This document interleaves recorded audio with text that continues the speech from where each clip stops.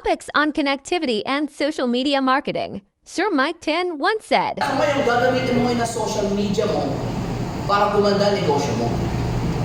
Hindi mo gagamitin ng social media para ilabas ang sama ng loob mo.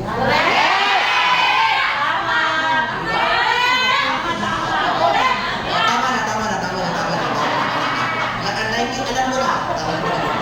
So ngayon, remember this may kasabihan ka, di ba? If you have a problem, you do not Facebook your problem.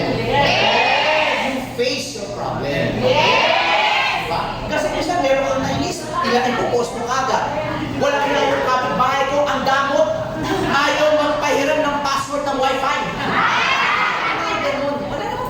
Will it bring you any good pag-post ka ng gano'n? Diba? So you have to think twice din, guys, diba? Millennial make up over 60% ng populasyon ng Pilipinas. Yan na ngayon ang populasyon ng Pilipinas. Karamihan Gen Z tsaka Millennial. Ibig sabihin, mas marami na ngayon mga bata kesa matatanda. Okay. Okay? Tingnan mo itong nangyari nung nakarang election. Philippines voting age. Baby boomer, silent generation. 10.5 million. Diba? Ito, Generation X. Ako, Generation X ako. 1973 ako eh. 23% kami.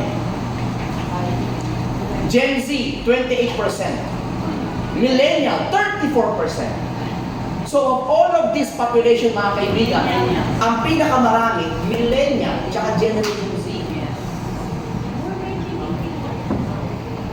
1981. Oh yeah, Millennials siya, 1981. Now listen. Look at this now. They are no longer the next market. They are now the current market. Sila na ang mga market natin ngayon. Market nyo, sila na. Diba? Ganun na yun. Whether you like it or not, huwag na kayong maghanap ng ating mga kababayan. Katulad.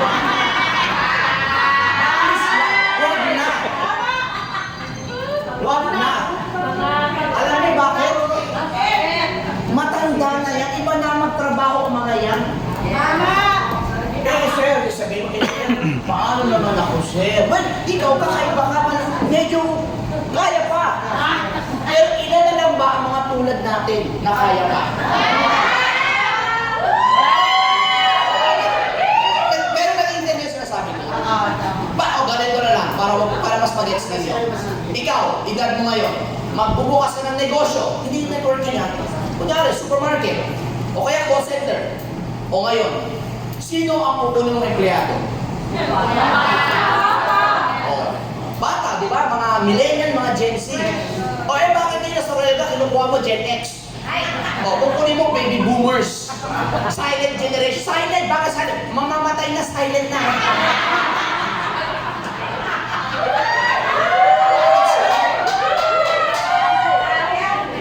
Kayo nagsabi no, di ba? Pag mayroon kayo negosyo, pupunin mo bata. Ngayon, tatanungin na ngayon. Bakit bata? Sige, bakit bata? Aggressive. Ano ba? Ha? Okay.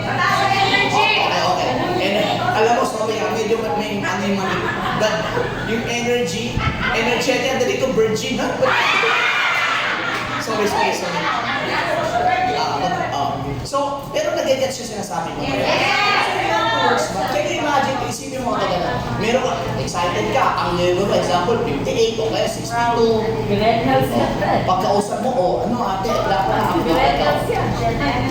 hindi ka pa naman 60 plus, diba? Pero nga siya 62. O ate, mag-invite ka ng mga friends mo ha. O sige, 62 na to. So friends yan, 62 and above. Mga 72, 78. Yung iba, ka-text niya. Yung iba, pag-i-invite niya, Spirit of the Glass.